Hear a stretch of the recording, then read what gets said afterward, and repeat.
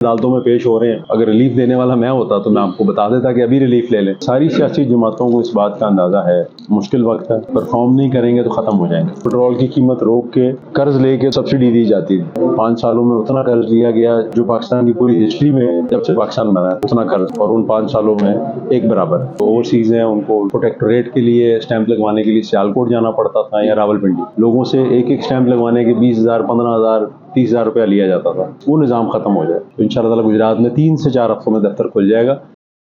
कुछ ऐसे फैसले थे कि जो करने पड़ने थे। पहले यही हो रहा था कि पेट्रोल की कीमत रोक के और कर्ज लेके तो है सब्सिडी दी जाती थी। तो कम से कम ये है कि हम एक ग्राउंड रियलिटी के ऊपर आ जाएंगे कि ये हकीकत, अब इससे हमने बेहतरी की तरफ जाना।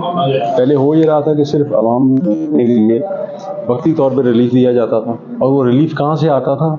बैरूनी मुल्क से कर्ज लेकर। इसीलिए पिछली दौरे हुकूमत में 5 सालों में उतना कर्ज लिया गया जो पाकिस्तान की पूरी हिस्ट्री में जब से पाकिस्तान बना है उतना कर्ज, और उन 5 सालों में एक बराबर। तो मैं समझता हूँ हुकूमत थोड़ा सा ग्राउंड रियलिटी, ज़मीनी हक़ाइक़ उनको सामने रख के चल रही है, और इंशाअल्लाह ताला शुरू में ज़रूर अभी आपको मुश्किलात नज़र आ रही हैं, लेकिन इंशाअल्लाह आने वाले महीनों में, सालों में बहुत बेहतरी आ जाएगी इंशाअल्लाह। सारी सियासी जमातों को इस बात का अंदाज़ा है मुश्किल वक्त है, सियासी तौर पे भी परफॉर्म नहीं करेंगे तो ख़त्म हो जाएंगे। इस नज़रिए के साथ ही हुकूमत जो है वो चल रही है। अदालतों का है काम, उनके वकील हैं, अदालतों में पेश हो रहे हैं।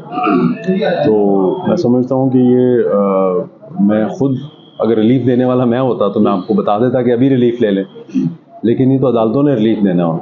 इसीलिए जी इंशाअल्लाह ताला आपको एक और खुशखबरी दे देता हूँ कि इंशाअल्लाह अगले 3 से 4 हफ्तों में यहाँ पे दफ्तर गुजरात में खुल रहा है। पहले नहीं था।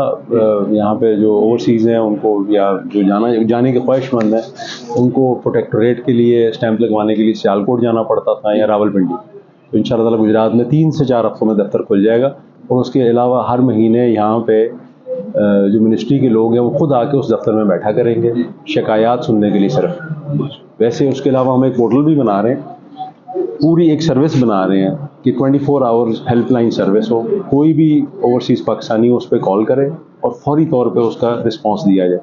उसके लिए डेली मीटिंग्स बुला रहे हैं, और बाकायदा लोग हायर करके 24 आवर्स दफ्तर खुला होगा जहाँ पे लोग अपनी शिकायत लेके जा सकते हैं। और सबसे ज़रूरी चीज़ है कि यहाँ प्रोटेक्टोरेट में लोगों से एक एक स्टैंप लगवाने के 20,000, 15,000, 30,000 रुपया लिया जाता था।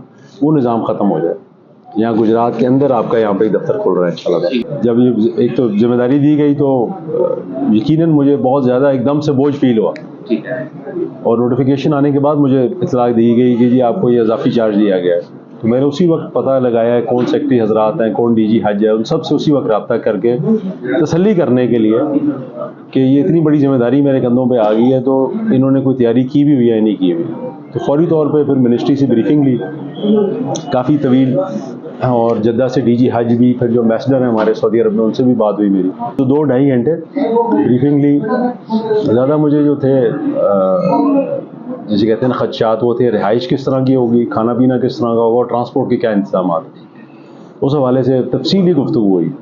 तो इंशाअल्लाह ताला तीनों चीज़ों जो मैक्सिमम कर सकते थे वो किए। अब मेरी ये ड्यूटी ज़िम्मेदारी बनती है कि अगर कोई बीच में कोई गैप्स रह गए हैं वो ना हो, कि जो भी हाजी यहाँ से जा रहे हैं वो उनकी हमें दुआएं मिलें, और मैं ख़ुद भी वहाँ जाऊँगा उनकी खिदमत करने के लिए।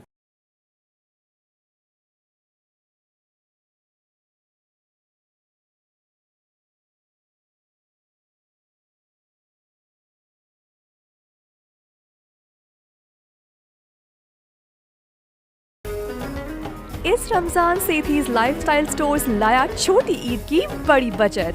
आज ही अपने करीबी सेठीज के स्टोर को विजिट करें और हासिल करें बच्चों की, लेडीज की और जेंट्स की तमाम नई ईद कलेक्शन पर 50% तक का बड़ा डिस्काउंट।